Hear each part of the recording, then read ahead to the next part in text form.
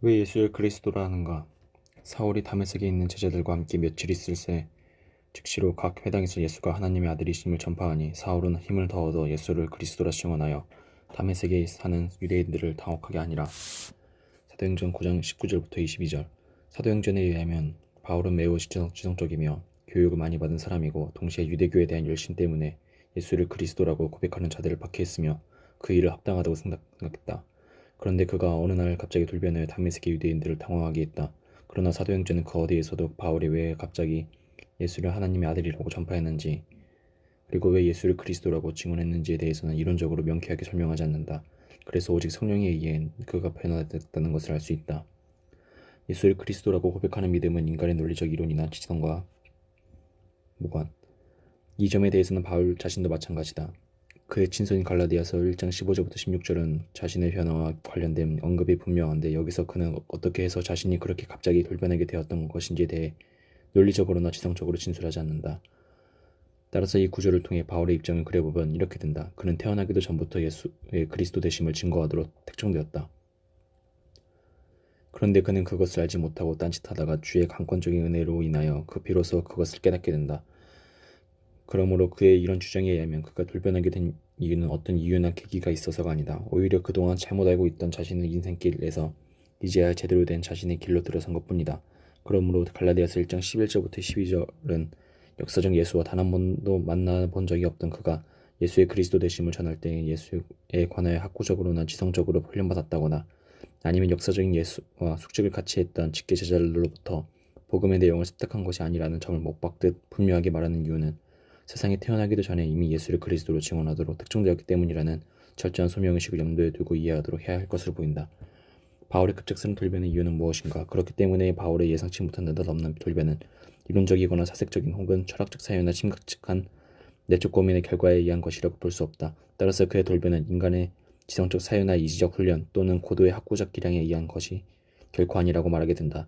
그러므로 그의 갑작스런 변화에 대한 사도행전의 본문이나 바울 자신의 진술은 그의 변화를 그의 체험에 연관시켜 말하고자 한다는 것을 명백하게 적시할 수 있다. 뿐만 아니라 이와 같은 그의 느닷없는 돌변은 이론적인 설명을 필요로 하지 않는다는 것을 사도행전 9장 18절과 20절의 즉시라는 부서를 통해서도 확인할 수 있다. 예수가 그리스도가 선포한 하나님의 나라 대신에 증언되기 시작한 예수는 그리스도. 여기서 신약의 특성을 하나 볼 수 있다. 그것은 예수 그 자신이 선포했던 하나님 나라 메시지는 그 누구도 그 어떤 제자도 예수 그리스도께서 선포하여 다녔다. 하나님 나라의 메시지를 이어받아 선포했음을 신약은 그 어디에서도 말하지 않는다. 오히려 신약은 한결같이 예수가 누구냐에 초점을 맞춰 예수 자신에 대한 증언을 선언 안 하고 선포하고 있음을 보여준다. 바울도 예외가 아니다. 왜냐하면 예수가 그리스도에 이미 선포되는 것이 하나님 나라이기 때문이다.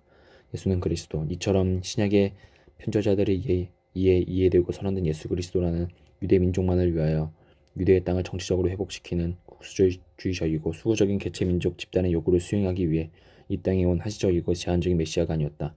예수 그리스도는 주어진 생명의 날을 살아가야 하는 세상의 모든 인간 실종 문제를 전격적으로 해결하고자 오신 진정한 해방자, 인간 실종 전체의 문제를 해결하고 죄와 죽음과 질병과 삶의 각종 문제 속에서 허덕이는 인간 존재 자체에 제한된 생명을 제대로 꽃피게 하기 위해 그런 문제 속에 파묻혀 죽어가고 있는 인간 자체를 위해 오신 구원자라고 선포되었다. 하나님의 세상 개입 사건이 예수는 그리스도. 바로 그렇기 때문에 이런 목적으로 세상에 오신 그리스도로서의 예수는 인간 세계를 위해 하나님의 세상 역사 속으로 직접 들어오셔서 인간의 삶에 친히 개입하신 하나님의 사건이었다. 이런 믿음의 터에서 예수는 그리스도라는 간단 명료한 신앙 증술이 만들어졌고 이를 통해 예수 그리스도에 대한 신앙적 고백이 견고해져 나가기 시작했다. 어떻게 이런 고백의 언어가 가능한 것인가? 이런 증언과 고백은 예수 자신의 삶을 통해 나타난 하나님 나라를 자신의 삶 속에서 생생하게 경험한 사람들의 전언에서 시작되었다. 진정한 하나님의 나라는 특정 민족의 정치적 압박에서 벗어난다고 해서 이루어지는 나라가 아니다.